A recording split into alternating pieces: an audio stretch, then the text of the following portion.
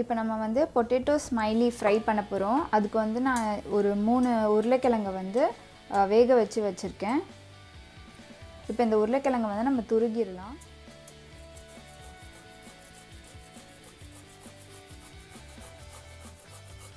நம்ம துருகணுன்னா வந்து நம்ம ஈஸியாக இருக்கும் அதை ஸ்மாஷ் பண்ணுறதுக்கு. அதனால தான் நம்ம வந்து துருகிடுறோம். இப்போ நம்ம வந்து உருளைக்கிழங்கை நல்லா துருகி வச்சாச்சு. இப்போ இதில் வந்து 2 டேபிள் ஸ்பூன் பிரெட் க்ரம்ஸ் சேர்த்துடலாம்.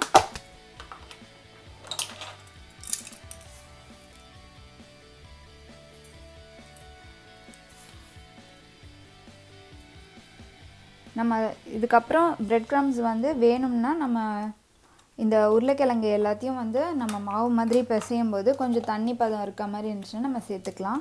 இப்போ நம்ம 2 ஸ்பூன் மட்டும் சேர்த்துக்கலாம். இப்போ ஒரு 2 டேபிள் ஸ்பூன் வந்து கார்ன்ஃப்ளவர் இல்லைனா மைதா மாவு சேர்த்துக்கலாம். காரத்துக்காக கொஞ்சமாக வந்து மிளகாய்த்தூள். இப்போ தேவையான அளவு உப்பு. இதையெல்லாம் நம்ம நல்லா மிக்ஸ் பண்ணிக்கலாம்.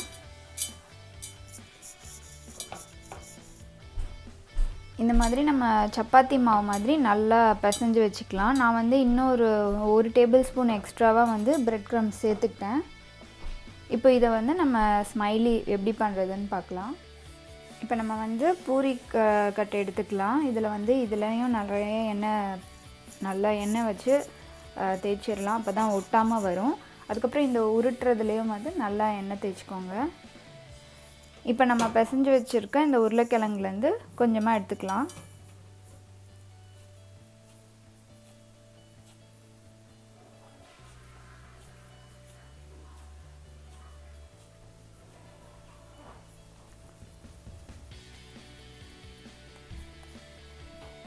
இப்போ இதை வந்து நம்ம சப்பாத்தி மாதிரி உருட்டிக்கலாம்.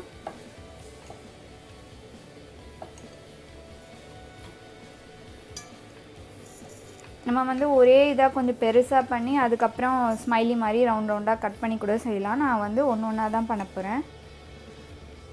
இப்போ இதை வந்து நம்ம ஒரு சின்ன ரவுண்ட் ஷேப்பில் கட் பண்ணிக்கலாம். மூடி எடுத்து இதை வந்து கட் பண்ணிக்கிறேன்.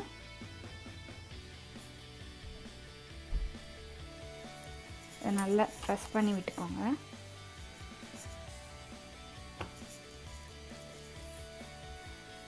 இப்போ இதில் 2 பண்ணலாம். அதனால் நான் 2 கட் பண்ணிக்கிறேன். இப்போ நம்மளோட ஸ்மைலிக்கு வந்து கண் வச்சிடலாம். இந்த மாதிரி ஒரு ஸ்ட்ரா எடுத்து இப்படி 2 இது பண்ணிடலாம்.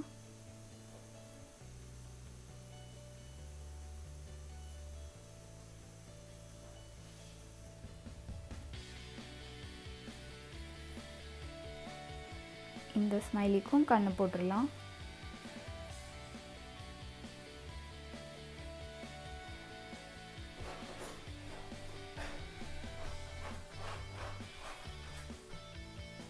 இப்போ நம்ம ஸ்மைலிக்கு வந்து சிரிக்கிறதுக்கு இப்படி ஒரு ஸ்பூனை வச்சு இந்த மாதிரி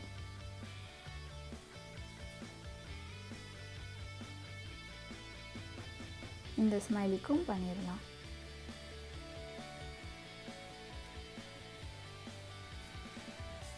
அவ்வளோதான்.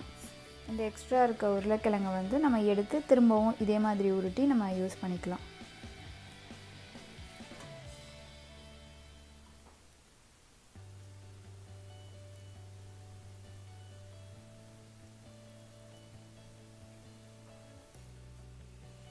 இப்போ இந்த ஸ்மைலியை வந்து பொரிச்செடுக்க நம்ம எண்ணெயை சூடு பண்ணிக்கலாம். நான் வந்து இங்கே ஒரு கடாயில் நம்ம டீப் ஃப்ரை பண்ணுறதுக்கு தேவையான அளவு எண்ணெய் ஊற்றி சூடு பண்ணிகிட்ருக்கேன். எண்ணெய் கொஞ்சம் சூடாகட்டும். இப்போ எண்ணெய் நல்லா சூடாயிருச்சு. நம்ம ஸ்மைலியும் வந்து ரெடி ஆயிடுச்சு. இதை வந்து இப்போ இதில் போட்டு பொரிச்சு எடுத்துடலாம்.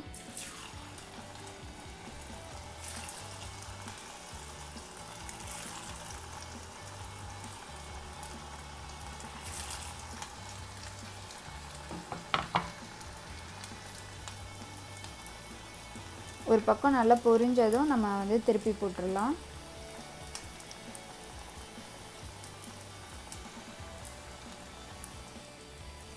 இப்போ இதை வந்து திருப்பி போட்டுடலாம்.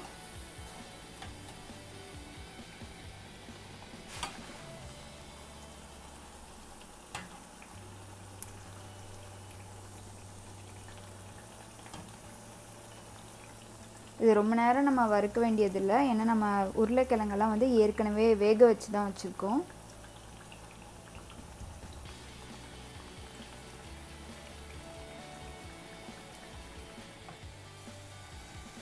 இப்போ இது 2 பக்கமும் நல்லா வெந்துருச்சு.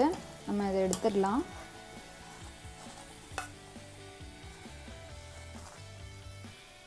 இப்போ நம்ம மீதி இருக்க ஸ்மைலியையும் போட்டு வறுத்துடலாம்.